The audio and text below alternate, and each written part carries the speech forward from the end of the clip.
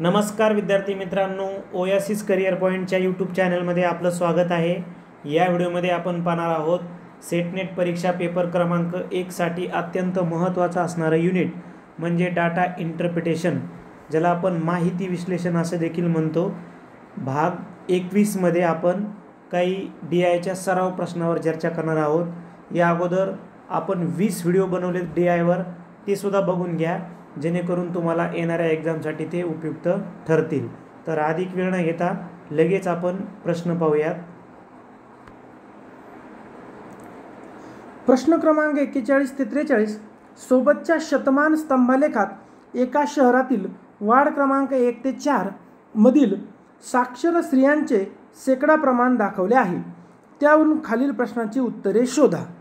आता आपल्याला इथे शेकडा प्रमाण दाखवलेला आहे की जो Y अक्ष आहे यावर स्त्रियांची संख्या आहे आणि जो X अक्ष आहे यावर वार्ड क्रमांक आहे। वार्ड क्रमांक 1, 2, 3 आणि 4 साक्षर स्त्रिया ह्या शॅडोनं दाखवल्यात आणि निरक्षर पूर्ण ब्लँक आहे। 1 सेमी बरोबर 10 स्त्रिया हे प्रमाण आपल्याला दिलेलं आहे।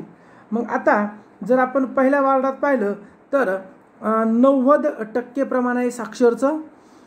दुसऱ्या वार्डामध्ये 75% आहे।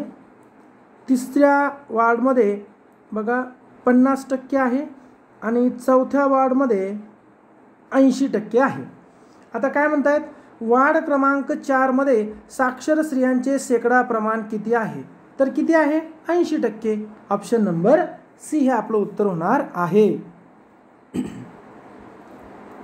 पुढचा प्रश्न आहे की वार्ड क्रमांक 1 मधील स्त्रियांचे प्रमाण वार्ड क्रमांक 3 मधील साक्षर स्त्रियांच्या प्रमाणापेक्षा कितीने जास्त आहे?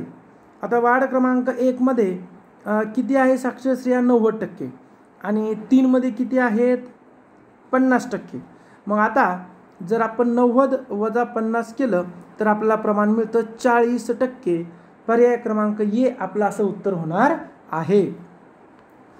नेक्स्ट क्वेश्चन पाहूयात आपण की वार्ड क्रमांक 2 व वार्ड क्रमांक 4 यांच्यातील साक्षरतेच्या प्रमाणात कितीचा फरक आहे?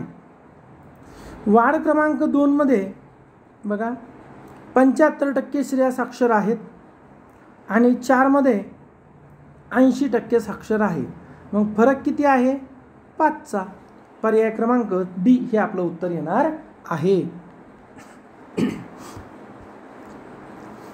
पहिला स्तंभालेखावर होता, आता वृत्तालेखावर प्रश्न आहे की 44 व 45 हे सोबतच्या वृत्तालेखावर सोडवायचे आहेत, ज्याला आपण पाय चार्ट असं म्हणूयात। नांदेड शहरातील रहिवाशांनी जानेवारी 2024 या महिन्यात केलेल्या गुंतवणुकीची माहिती वृत्तालेखात आहे।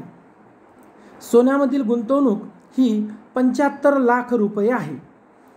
आता एकूण डायग्राम हा 360 अंशाचा असतो, आपल्याला हे माहीत आहे, आणि जेव्हा टक्केवारी दिली आहे तेव्हा तो 100% असतो, हे आपल्याला माहीत आहे।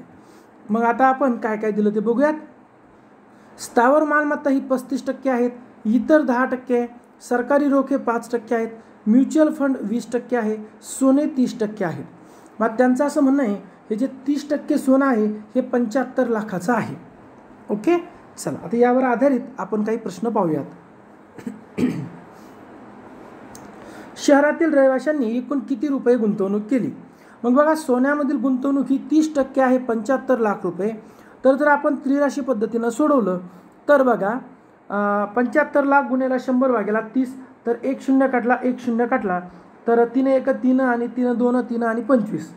ओके, म्हणजेच 25 त्रिक 75। शून्य किती? 1 2 3 4 5 आणि हे 6 शून्य आपण त्यामध्ये देणार आहोत। म्हणजे काय, तर 2,50,00,000ची एकूण ती प्रॉपर्टी आहे। पर्याय क्रमांक हे आपलं उत्तर होणार आहे।